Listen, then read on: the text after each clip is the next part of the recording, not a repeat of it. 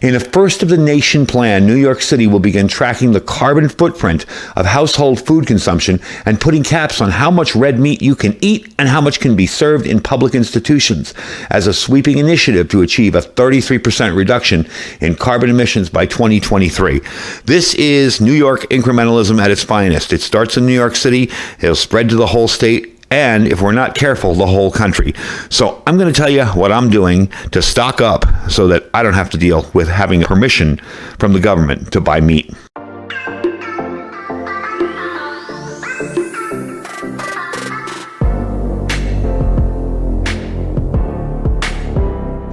So I posted about this yesterday on my stories on here. If you go and watch my feed, you'll see the stories section there. And I just found the article and I thought, you know what? I want people to be aware of this more than the people that saw it there. Now, I do have freeze-dry wholesaler stuff out here, and I did want to let you know that he is back in stock on a lot of items and slowly even getting more stocked up. They're getting caught up. But that's not my only plan for meat consumption and for storage. It is definitely a good plan, and this stuff is good for 25 years, so I can eat this 10 years from now when meat is outlawed, if God forbid it ever came to that. But this is a real serious threat, and being an ex-New Yorker, I know how New York State works. They pass something that's kind of very large scale. Oh, it just affects government institutions, the prisons, the this, the that. It'll never affect me. And then a month later, they start talking about, well, now we need to have, reduction in meat that's sold in the supermarkets. And then, 2 years later, well, now we need to have a meat tax. And, another year later after that, well, now we need, food stamps to buy meat. You have to have about a permission slip. And now, a couple years later, they're like, well, now we need ration coupons to buy meat, and you're only allowed 4 ounces of meat a week. So this is something very, very long term, off in the distance, that I would say you need to start getting prepped up for. I'm going to give you a little bit of information from the article, because it is a little bit disingenuous. The link I will put down below. Basically, Mayor Eric Adams and representatives from the Food Policy Office and the Office of Climate and Environmental Justice, that sounds scary, have some new programs, and they met this month at the Brooklyn Culinary Center, and they discussed this program. He wants to basically cut greenhouse gas by cutting the amount of produced emissions every year from people who eat meat, okay? Now, this inventory is going to measure greenhouse gas pollution from the consumption of meat and goods like apparel and other things. And they're going to try and tie those to things like air travel and healthcare. So there comes another danger. Oh, you eat meat? Sorry, you can't have that knee operation until you quit meat for 6 months, and we're going to drug test you or meat test you to make sure you don't. This stuff sounds crazy right now, doesn't it? But you know what? We've seen it. We've seen incrementalism before.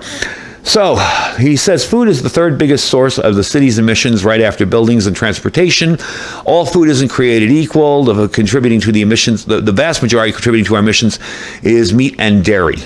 So he wants to basically reduce the amount of meat that New Yorkers eat by doing this reduction. And you have to remember, this guy is very committed to the sector of society that thinks that being vegetarian and vegan is the solution to everything.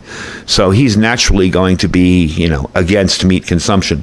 So aside from freeze-dried stuff, we have Thrive that I've been stocking up on meats with every month. I have canned goods, and I understand that some of this stuff is way too expensive for some people. I get that, okay? If you can't afford it, you go to your Dollar Tree, go to your local Walmart, your discount grocery store, grocery outlet if you have one on the West Coast. Those were, in California, those were really awesome. They got us through a lot of tough times back in the day. And stock up on canned meat. There's nothing wrong with buying a couple of things of canned beef every week. Walmart has those canned fajita strips, canned beef. Just the other day we tested a thing of canned meat. Keystone, a little bit more affordable than that stuff. So definitely check out your canned meat options and start thinking about what you do when the government starts pushing a meatless society. And we all know that's coming. They'd rather you eat vegetarian stuff and plants and bugs and all that than meat. So just a little bit of heads up. I will put a link to the article down below. I don't want to freak people out, but there are some very powerful organizations behind this. One of those organizations is the one behind the 15-minute city concept, and they are mapping meat consumption throughout New York and London. Now, that's kind of, that tells me all I need to know. If they're mapping it throughout all of New York and all of London, what's going to be next? Well, this area is a heavy meat eating area. We need to talk to grocery stores and have them stock less meat. So, not to be an alarmist, I don't like doing that. This isn't going to happen tomorrow, but it's starting. So start thinking about how you're going to stock up long-term on meat. It would probably be impossible to stock a lifetime of meat, even with freeze-dried stuff that's good for 25 years. But it is definitely something to think about when the government says you can only have one hamburger patty a day or a month or whatever. You can now put away some and have as many as you want, because it's really none of the government's business what you eat. Anyway, folks, that's the quick video for today. I just thought I'd bring it to your attention. This is a important issue.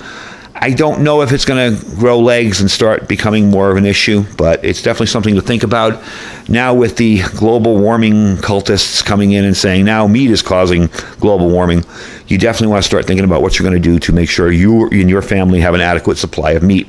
And again, freeze-dried wholesalers is only one option. There's tons of other options out there. This was just a pretty backdrop because I make these videos early in the morning and you definitely don't want to see my face all messy and not shaved.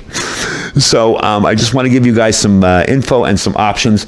They really are looking to sequester carbon footprints and reduce what you can eat via their new laws and rules. So definitely get stocked up. Like I said, freeze-dried wholesalers, link will be down below. My link will save you 15%. He is back in stock on a lot of stuff. So I want you guys to definitely start stocking up if you have been before. His front page is all back in stock. All right.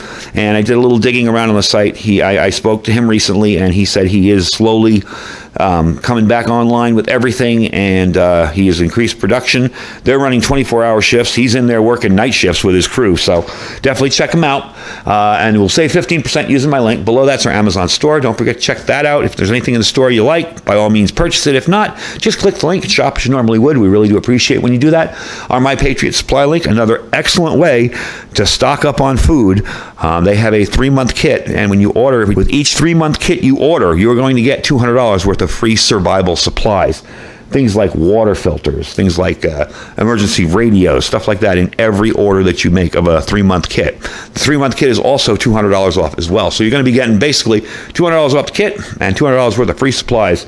So it's definitely do the thing. Once things start to fall apart, it isn't the time to start looking for food. We saw that with the pandemic when that happened.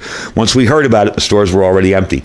Below that, our Thrive Life freeze-dried food store, another excellent option for stocking up on proteins and meats, just in case this thing gets ugly. Anyway, folks, don't mean to scare you. Just want to give you some info. Stay safe and stay prepared.